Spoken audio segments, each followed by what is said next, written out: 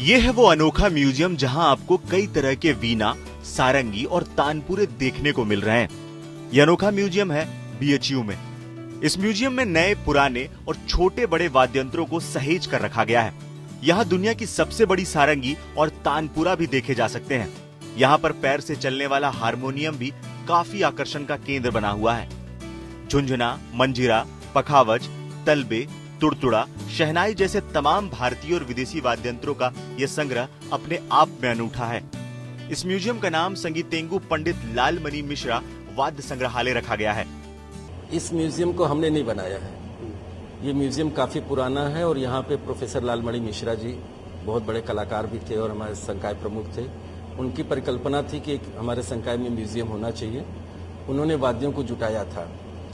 फिर विगत उनके देहांत के बाद कई सालों से ये कहीं बंद पड़ा हुआ था और नहीं ध्यान गया होगा, लेकिन हमारे 3 साल के डीनशिप में कुछ ये हमारा भाग्य था कि बीएचयू का 1.25 साल हमारे डीनशिप में प्रारंभ हुआ, तो कई कार्यक्रम हम लोग बड़े बड़े कराए। व्यस्तता बहुत रही और डीनशिप हमारा खत्म भी हो रहा है, तो ये बहुत जरूरी काम था। करीब 1 साल तक इन वाद्यों को निकाल के हमने मरम्मत करवाया। यही नहीं, यहाँ कई दशकों पुराना एक तानपुरा है जिसकी लंबाई 8 फीट से अधिक है। पंडित ओंकार नाथ ठाकुर के गुरु विष्णु दिगंबर पलुष्कर ने महाराष्ट्र से मंगाया था।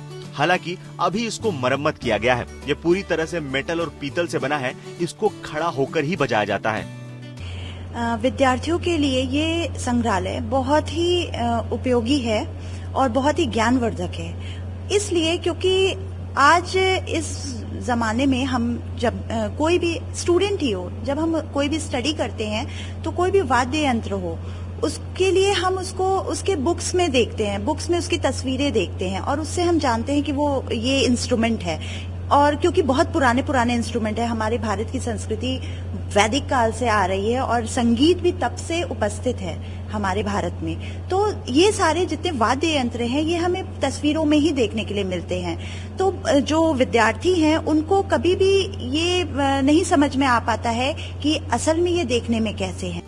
इस म्यूजियम का खुलना यूं ही संयोग नहीं रहा। दरअसल बीएचयू में एक शताब्दी वर्ष में इस अनोखे म्यूजियम की स्थापना की गई ताकि आज की पीढ़ी वाद्य यंत्रों को जाने।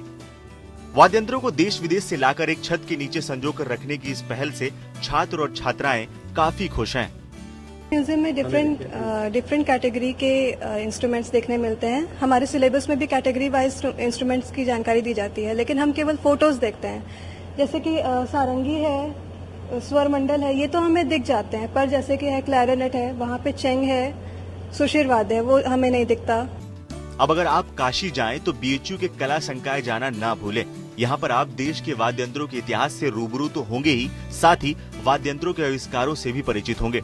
यहाँ पर आप अपने पुराने वाद्य यंत्रों को संग्रहालय को डोनेट भी कर सकते हैं। रत्नेश राय, एपीएन, वाराणसी।